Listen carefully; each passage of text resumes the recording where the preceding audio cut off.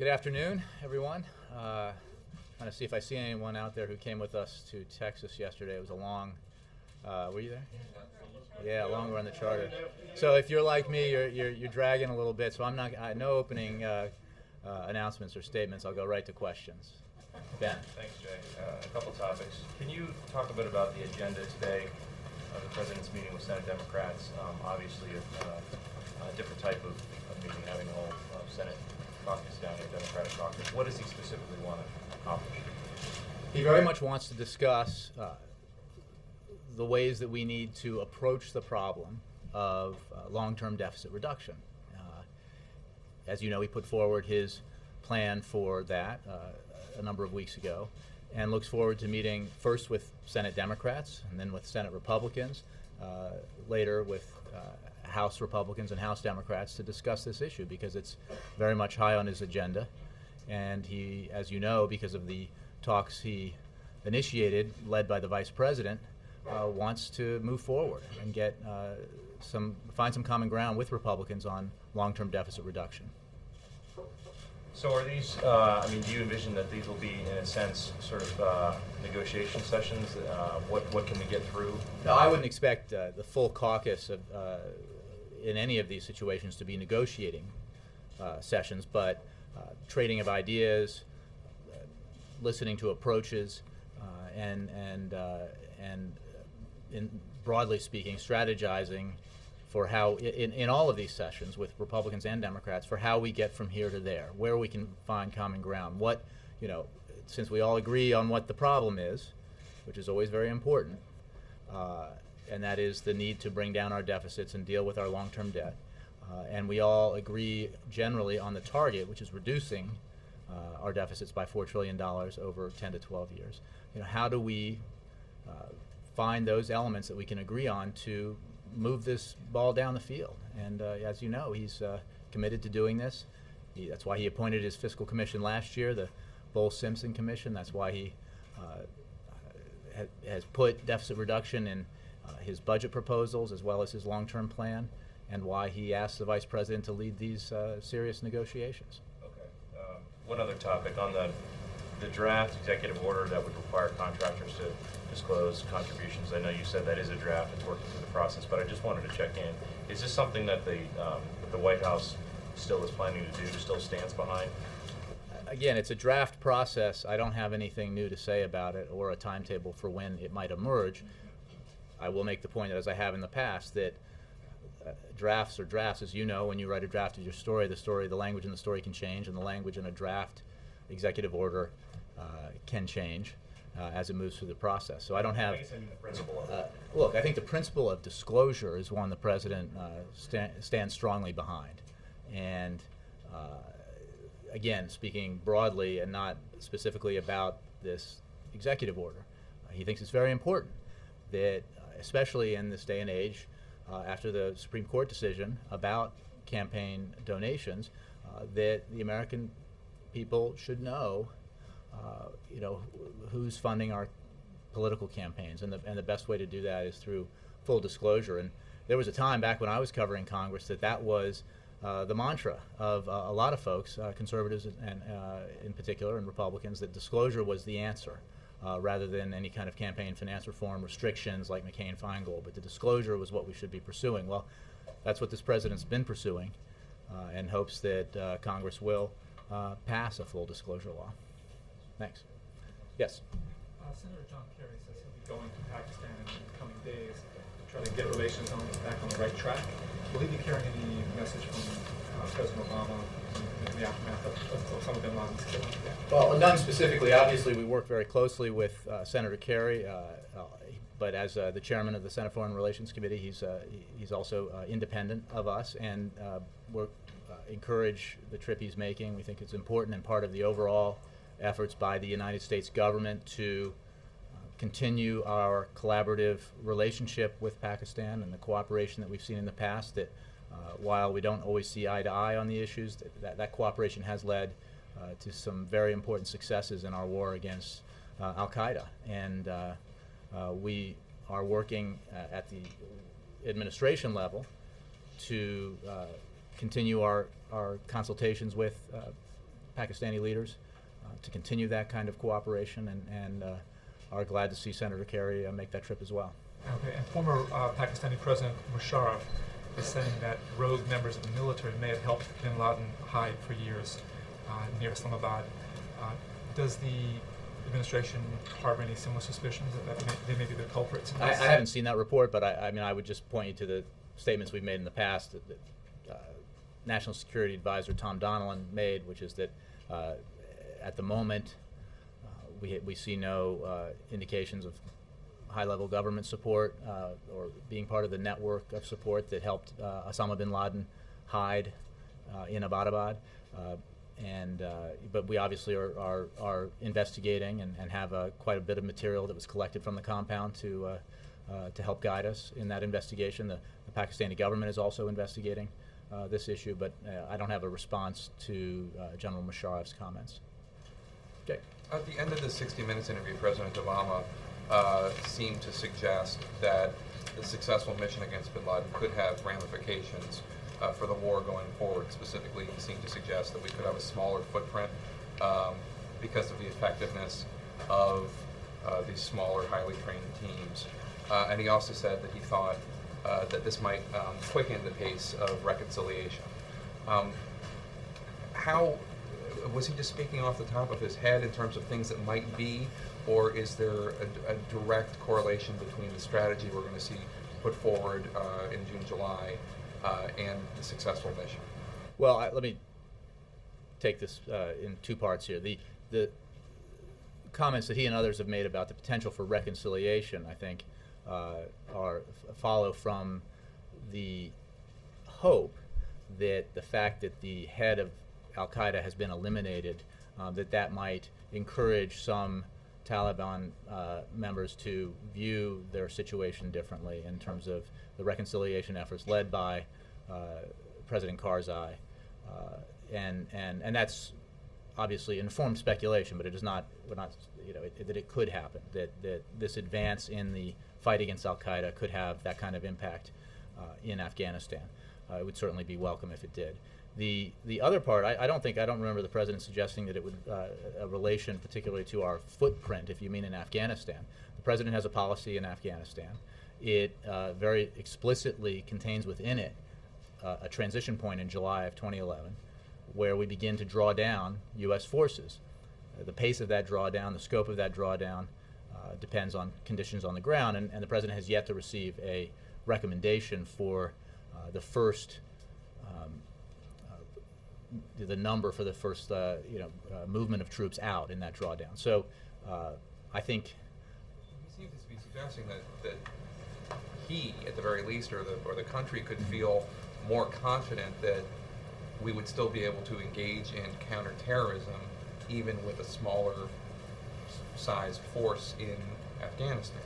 Well, I don't have the exact quote with me, but I mean it was a direct correlation. It was, this could tell us X. Well, again, I don't remember the quote you're referring to, but I think the counterterrorism efforts, the kind of effectiveness that we saw in the raid that eliminated bin Laden, has been replicated in a lot of actions by our remarkable special operators in other areas in Afghanistan in particular. And I think that it's part of the package that the president put together when he very deliberately devised his strategy for Afghanistan and the AFPAC region. I remember there was a big debate about, is it COIN, is it CT, and it was never one or the other. It was a very thought out approach that involved both elements of both strategies. Right, but some people argue, proponents of COIN argue that CT is most effective when counterinsurgency is working the best, because then there is this comfort level for intelligence and information to be shared, and CT can only be most effective with COIN. And the president seems to be suggesting a different point of view, perhaps. And I'm wondering, first of all, I guess, again, I don't remember that he suggested that. I think that his approach has been to have elements of both within it, and that's the approach he's taken with in Afghanistan. He believes that has shown progress in a very difficult situation in Afghanistan overall, but progress has been made. and continues to be made, and the strategy, we believe, is making progress and working.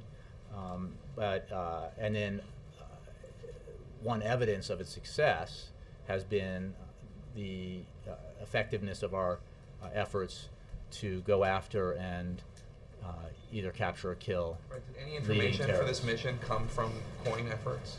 Well, I'm not going to get into intelligence information and what might have been gathered, that, as we talked about, the mosaic of intelligence that led to the successful mission against bin Laden. Dan.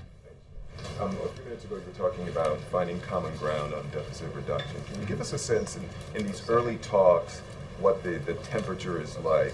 Does it appear that there could be some movement here, or are all sides digging in? No, I think the Vice President feels, as the leader of these discussions, that there has been a constructive, positive atmosphere. I note some reports out of yesterday's meeting that suggest that because a deal hasn't been reached, that they're somehow stalling, and I just, I think that these kinds of negotiations aren't resolved immediately. These are tough issues. The Vice President reported optimism that we can find common ground. The President believes very strongly that that's possible. He believes that's what the American people want us to do, to try to reach a compromise that addresses the priorities that all sides agree exist, which is the need to reduce our deficit, the need to continue job creation and continue the kind of economic growth we've been seeing as we've come out of this recession, and in the President's view, to do that in a way that protects the investments that will allow us to compete in the 21st century. And I'm wondering if there's any reaction to this letter written on behalf of bin Laden's sons, where they talk about that the U.S. mission being a, quote, criminal mission, and they take issue with the way that bin Laden's body was disposed of. Dan, I've addressed the legal foundation for the actions the President ordered. We feel very strongly that the successful mission against a mass murderer of Americans and people around the world was entirely justified. And finally, one question on this address that the President is expected to make, I guess at some point, to the Arab world. I know Secretary Clinton talked about this a number of weeks ago. Can you give us anything more on that, and in particular a date? What I would say, Dan, is that that the President will be giving an address in the relatively near future on the Middle East and U.S. policy in the Middle East. I think it's a speech to a broader audience than just the Arab world, and I think that characterization was more narrow than is actually the case. So, but I don't have a date to announce for you at this point. Chair. Could it be as early as next week?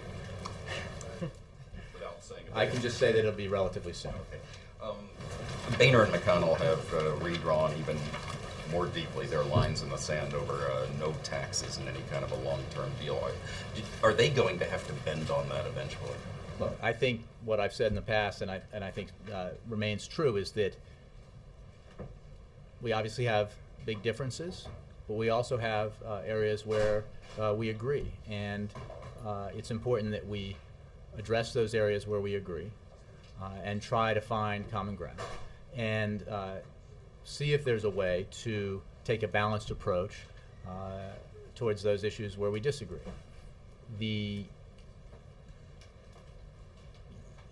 What we can't do, because I think it would be a disservice to the American people and to the people who elected the President and the members of Congress who are involved in these negotiations, and the members who will vote on whatever the product that emerges from these negotiations is. Well, we can't simply say, well, this is too hard, our differences are too significant, we should just give up, because that would be irresponsible. So we believe that the talks have been productive and they can be productive.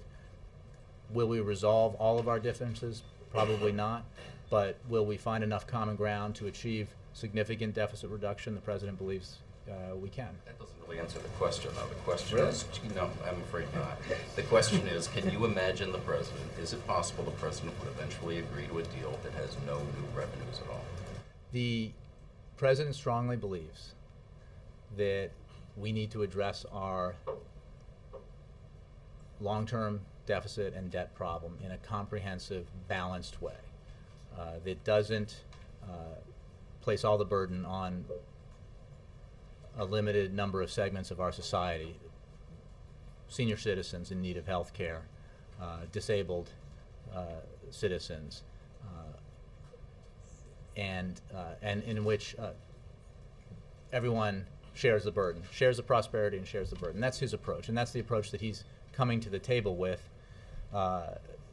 in the form of the vice president who's leading these negotiations. I don't want to prejudge the outcome. I give up. Let's move to another topic. On NATO, the stepped-up attacks in Libya, what is the president's role in that? There are U.S. drones, at the very least, involved in that. Has the president been involved in this decision to step up attacks in Libya? We are a member of the coalition. We are obviously a member of NATO. But has the president been personally involved in that? It depends on what you mean by personally involved. He's briefed regularly on it and in some detail, but he's obviously not. The United States is not taking the lead in this mission, so he's not playing a lead role in that sense. We believe that NATO is fully capable and is proving itself fully capable of fulfilling the mandate of United Nations Security Council Resolution 1973, and believe that, as we've said in the past, if that mission is successfully accomplished, protecting civilians, enforcing an arms embargo, enforcing a no-fly zone, and the other measures that are being taken, the non-military measures that have been taken by the United States and the international community, continue to have an impact, that Muammar Gaddafi's days are numbered. Last question. Are you familiar with the FEMA, the situation with FEMA, that they are now demanding that thousands of people, more than 5,000 people who received FEMA awards due to floods in recent years, are now being told that they have to give the money back because... I'm not aware of that. Could you take that, any kind of comment Sure, on that? I will look into it. I'm not aware of it. And FEMA's admitting it was their mistake, but they're demanding thousands of dollars back from people who don't have the money. I didn't know about that. I'll take that question. Yes. Could I ask you about Ben's question on this draft order, recognizing it is a draft and not complete? Mm-hmm. The Republican concern is that federal contracts could be awarded on the basis of political donations or not awarded because of political donations.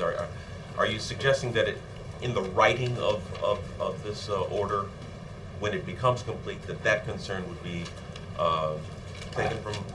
I'm not trying to analyze the content of an executive order that has not been submitted in a final version. I am saying, as I step back and look at this and try to explain the president's view overall on disclosure, that he thinks the principle of disclosure is important.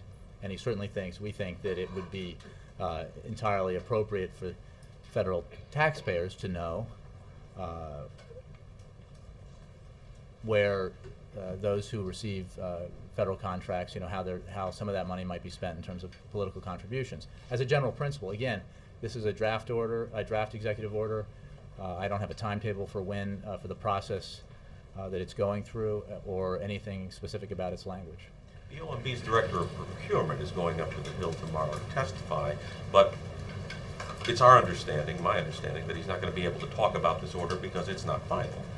So how do you well, I think we think my understanding is, why would he testify about a draft order that's a draft? Okay, so I think he can, in his capacity as being in charge of procurement, obviously testify on that basis on his area of responsibility. But I don't, beyond that, I don't really have anything else I can add.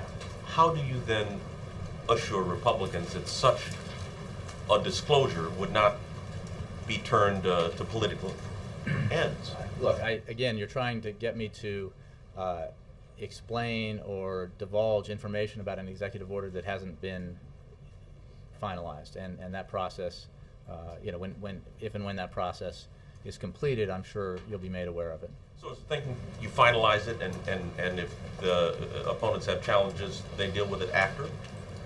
Again, it's a draft executive order, Wendell. I think we've stated the general principle. I don't have anything else to add to it. Thanks. Today, the former speaker is throwing his hat in the presidential ring. I wonder if President Obama has thrown his, or has expressed an opinion about why it's taken so long for the Republicans to get into the race to run against him. Not in my presence, and I think he's Aside from his formidable record of accomplishments. The fact is, because of my job and the travel, and I've spent a lot of time with the president in these since I've taken this job, and I have not heard him discuss in private even that process, and so I don't have anything to add to it. All right. You have often said that there's no linkage between raising the debt ceiling and some sort of agreement with Republicans in Congress. But it seems as though now, with it being pushed back to August 2nd, according to the Treasury Secretary, accounts can be handled in such a way as that the United States will not default on its obligations. Doesn't it seem more apparent now that there is a linkage between a debt plan and a vote in Congress? Let me make 2 points. First of all, I just want to be clear about the pushing back of the deadline. It was not because of what the Treasury Department was able to do with accounts, because that was always the case, as previous Treasury Departments have been able to do. The reason it was pushed back a little bit was because of higher than expected revenues, which is the nature of these things. And that estimate for when the drop dead deadline will take place remains an estimate and could be adjusted up or back. And as more information comes in, more data comes in. Look, what we have said, and I think we've been pretty candid about this, is that both the need to raise the debt ceiling so that the United States of America does not default on its obligations is urgent. The need to deal with our long-term deficit and debt problems is also urgent. We are pursuing, one has to be done unless there's an outcome here that anyone in a position of power and responsibility could accept that involves catastrophic impacts on the domestic and global economy. I haven't seen anyone say that would be a good outcome. So one has to be done. We have to raise the debt ceiling because the United States is the United States. It's the most important, powerful economy in the world. The full faith and credit of the United States government is essentially our reputation in the world, and to default on those obligations would be calamitous, would have calamitous consequences. That's why we have said one should not be held hostage to the other. We are pursuing both within the same time frame. We are pursuing essentially these agenda items on parallel tracks. And we believe that we can reach an agreement on significant deficit reduction within the same time frame that we need, that Congress needs to take action to raise the debt ceiling. But it simply would be folly, as I've said before, to say that if we don't get an agreement, or if we don't get the agreement we want, then we're just not going to raise the debt ceiling come what may. And the fact is, we know what may come if that happens, and it's not pretty. Jay, finally, a federal appeals court has ruled in the case of Veterans Administration, treatment of veterans with emotional and mental problems, sort of a really broadside against, and an indictment against the treatment of these veterans with these kinds of challenges, calling it unchecked incompetence. Do you have anything on that?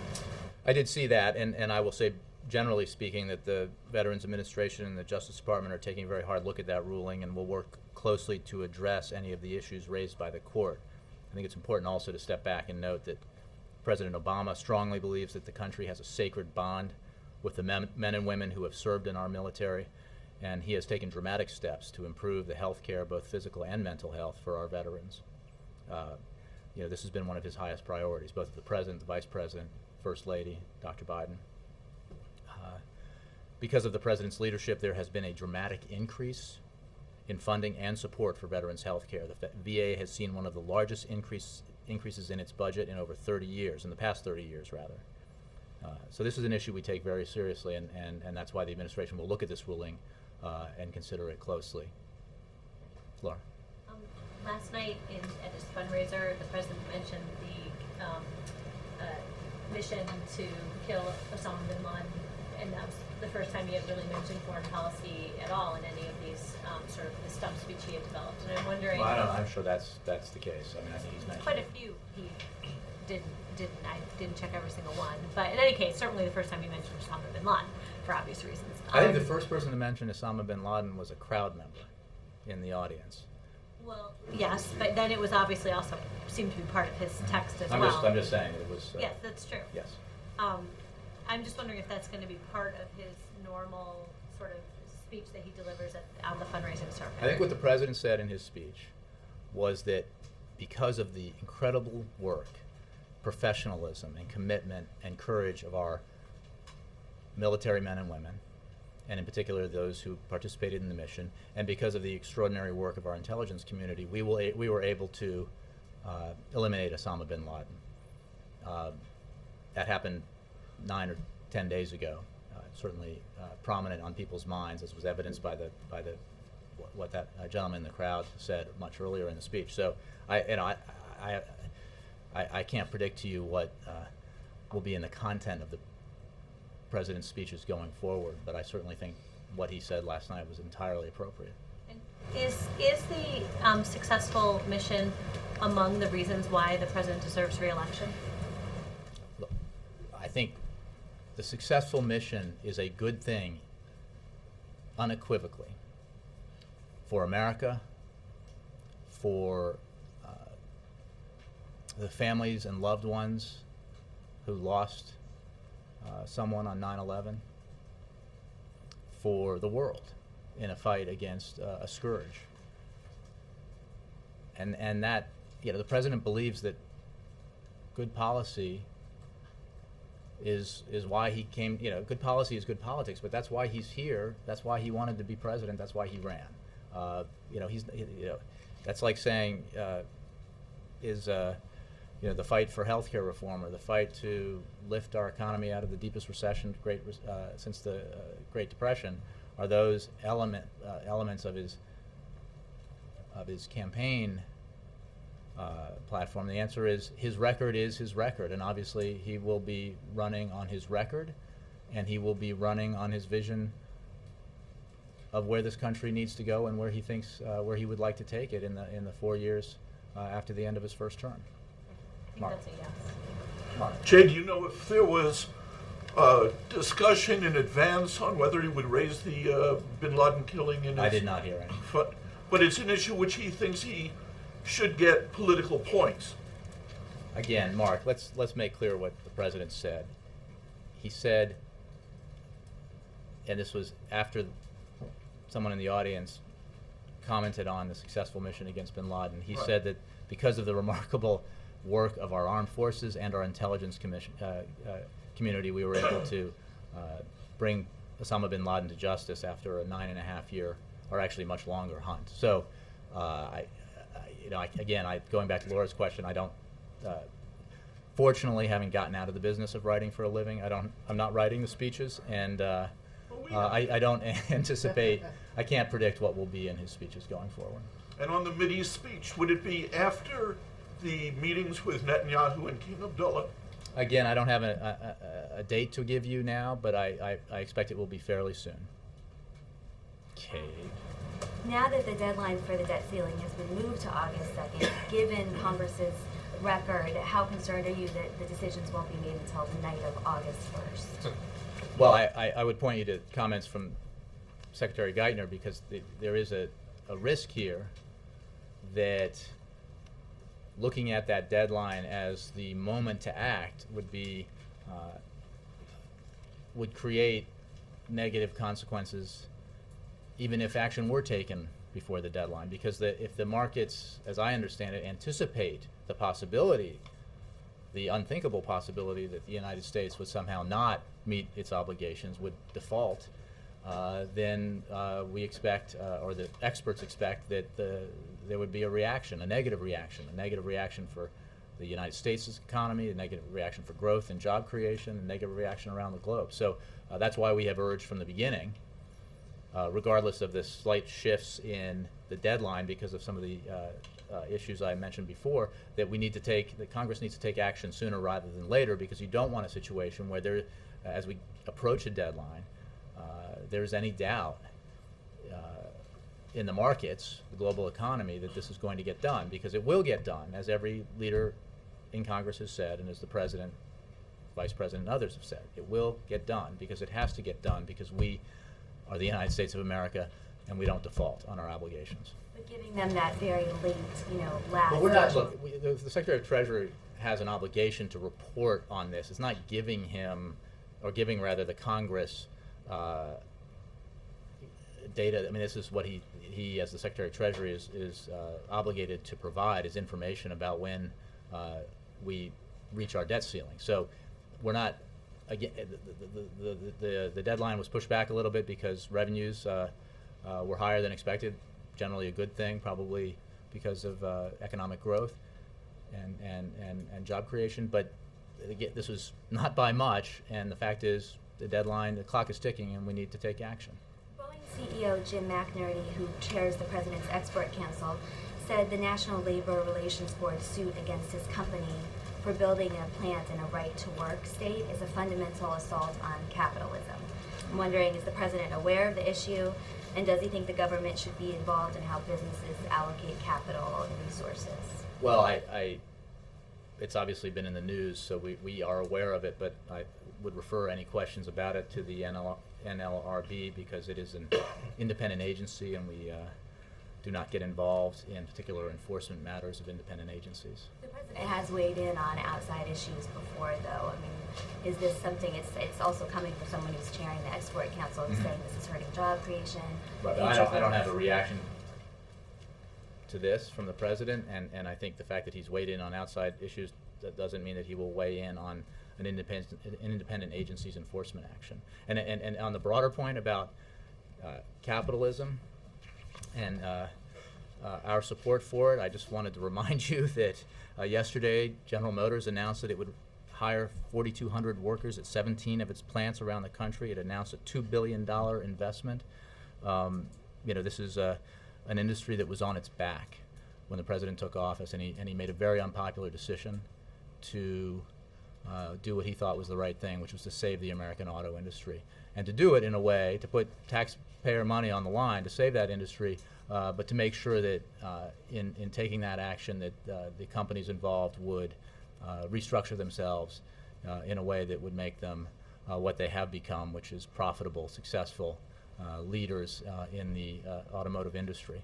And I think another thing I would point out is that, with very encouraging news, there was from the American Enterprise Institute, a blog post by Mark J. Perry, professor of economics and finance in the School of Management at the Flint campus of the University of Michigan, in which he describes, quote, the impressive rebound in U.S. manufacturing. That rebound is shown by 7% growth in manufacturing in 2010 and 9% in the first quarter of 2011, as well as the fact that, quote, more manufacturing jobs were created in the first 4 months of this year than in any year since 1984. I think that's a very positive sign for our economy. Just finally, does the U.S. have any evidence that Gaddafi is alive, or where he is? Well, I wouldn't want to comment on what intelligence we may or may not have. We obviously are participants in the NATO mission, as I mentioned earlier, and continue the efforts that we've undertaken to put pressure on Gaddafi and his regime because he needs to leave power. Question about immigration. Now that he's made it pretty clear who's stopping immigration reform from going forward, Republicans switched on the DREAM Act, they're moving the goalposts on comprehensive reform.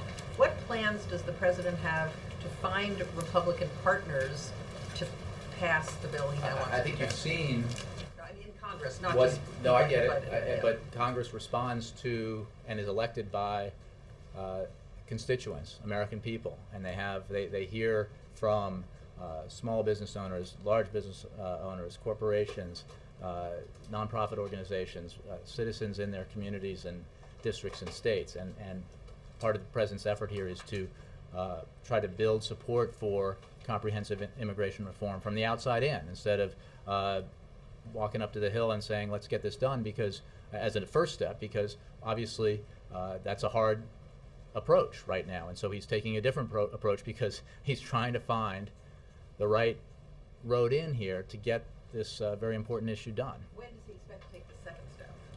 Well, he just gave a major speech on this yesterday. The other day I was asked about, well, how could he be serious about it since it's so politically hard? And I made the point that the most valuable commodity, the coin of the realm in the White House, is presidential time, and he's committed a lot of time to it lately. He'll continue to commit a lot of time to it. I don't have a scheduling announcement for you, but he clearly, based on what you heard and saw yesterday and the meetings he's had here, remains committed to comprehensive immigration reform. But it seems like the measure of his seriousness, in addition to his time, is going to be sitting down with some Republicans who could actually work out something that could pass. And I'm just wondering, is that Congress is does that what he's have to thinking? pass legislation, no question, and there will be a point in this process where the legislative piece is pushed forward. And I'm not going to give you, I'm not going to lay out our strategy for how to get this done from here. But I assure you that the commitment, as evidenced by the use of this valuable commodity, the president's time, and by the words that he speaks on the issue and the meetings that he is committed to it. Okay, one other question about it. He seemed to suggest in the speech that even though he wants all the people there to put pressure on Congress for comprehensive reform, but also he said to find things we could do right now. And he mentioned the DREAM Act, and he also mentioned visa reform. Would he be willing to break off little chunks of comprehensive reform, like Well, the he would be H-1B1 very willing visa to problem, sign the and do DREAM that Act into separate? law tomorrow. Right, that I understand. But he mentioned visa reform, which suggested that maybe he saw that as a separate, standalone. Well, I'm not going to go beyond what the president said, and obviously he did mention the possibility of doing those things we could do now, because this is a hard issue, and it takes the kind of coalition building that he talked about, and the kind of bipartisan effort that is required for anything hard. And he would be pleased with smaller steps if they can be taken and accomplished. And the DREAM Act, was a terrible disappointment to him, and obviously to a lot of people, that the DREAM Act, which passed the House and which won a majority in the Senate, was not able to become law late last year. And visa reform was the same, one of those smaller steps. Well, I mean, I would just point you to what the president said. Perry. Jackie. On scheduling, is there anything imminent in terms of the president visiting the areas that have been flooded? I don't have a scheduling update for you on that. Is he likely to go visit anytime soon? I don't want to say likely or unlikely because I just don't have an announcement to make about presidential trips. And on the debt limit, for all the talk of doing what Congress and the president did on the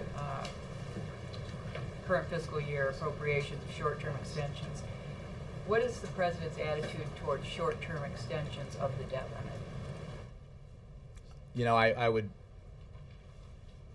point you to Tim Geithner's statements on that. I believe he's addressed that. I wouldn't add to it.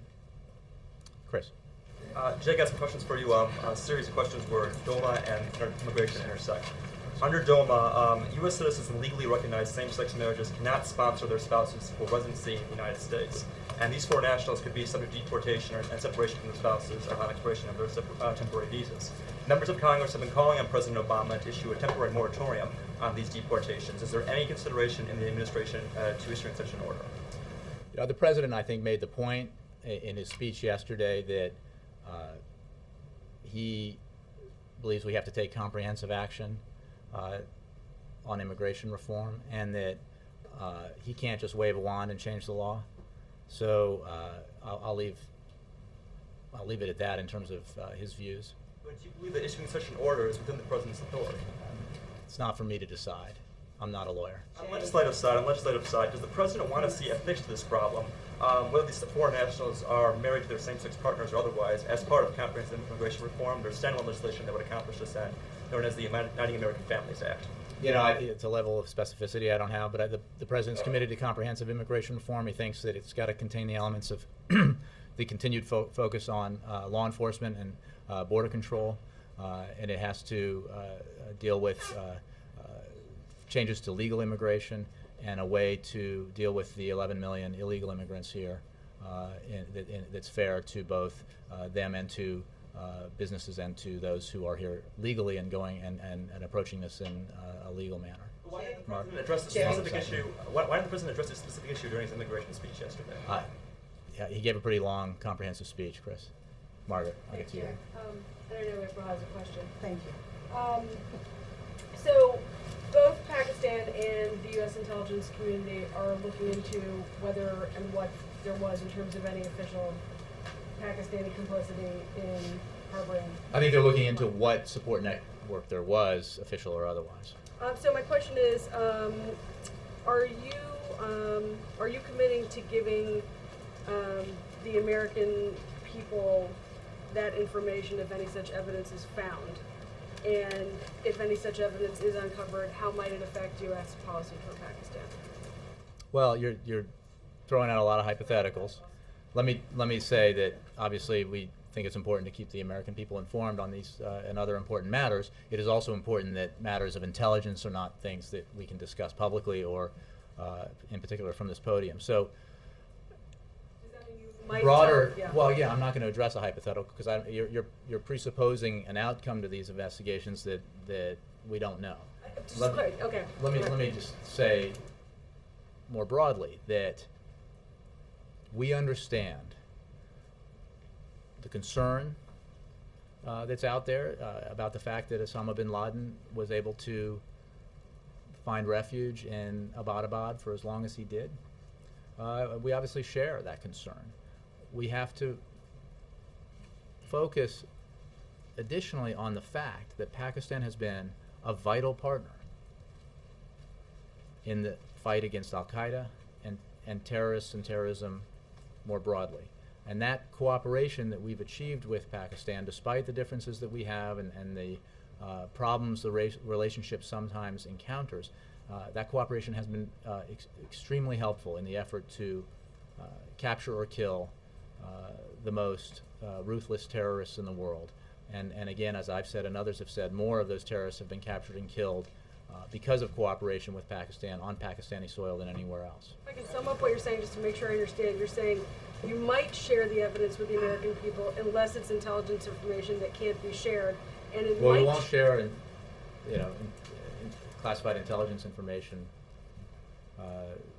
But again, that's unrelated to your question. You're presupposing an outcome to an investigation that of which there is no outcome. I'm just wondering if I don't have it. Okay, yeah. and then just sum up the second part. What you're saying is, depending on what's discovered, it might or might not affect the U.S. relationship with Pakistan.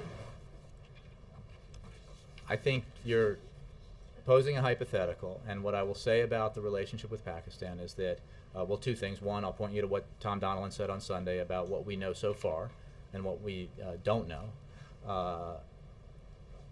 And two, about nobody's pretending that this is not a complicated relationship where there are times when we don't see eye to eye or we disagree. But it remains very much in the interests of the American people that we maintain a cooperative relationship with Pakistan. It is vital to our national security interests and to the war that we have been waging against Al-Qaeda now for so many years. April, I'll go to April. Yeah. Jay, I have two questions.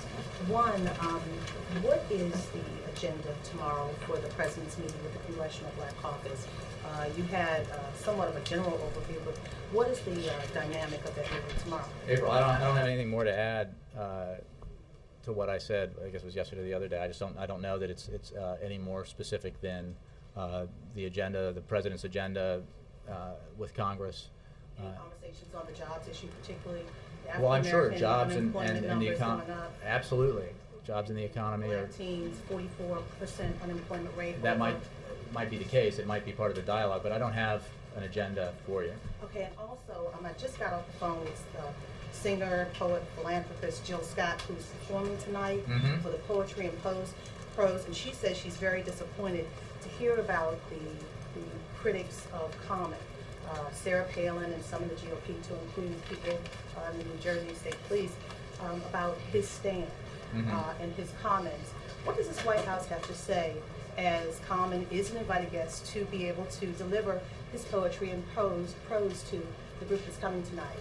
Well, I'll make a couple of points about that, April. First of all, the president does not support and opposes the kinds of lyrics that have been written about, as he has in the past. He's spoken very forcefully out against violent and misogynist lyrics.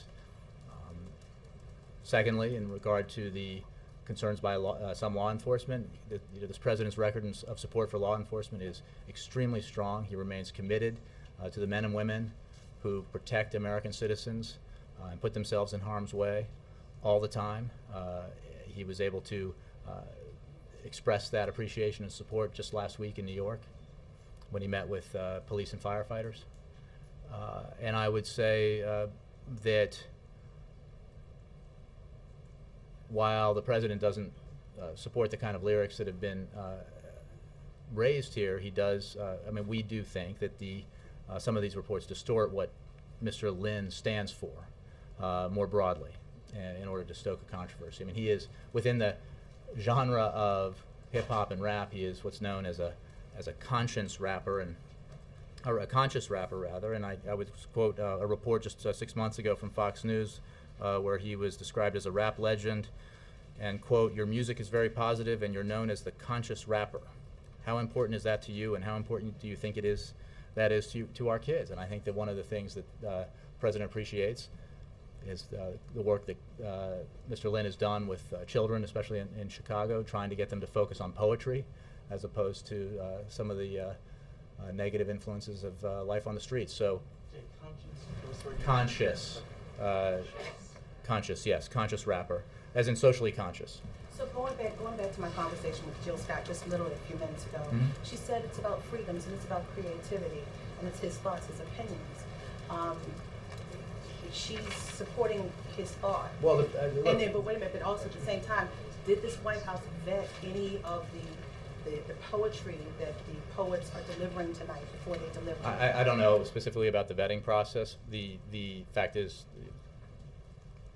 Mr. Lynn has participated in other events in the past, including lighting of the Christmas tree, I believe. I mean, he's a Grammy Award-winning, multi-Grammy Award-winning artist, and he's been invited to this event about poetry, and partly because of his efforts to bring poetry to audiences that don't get to experience it, and we think that's a positive thing.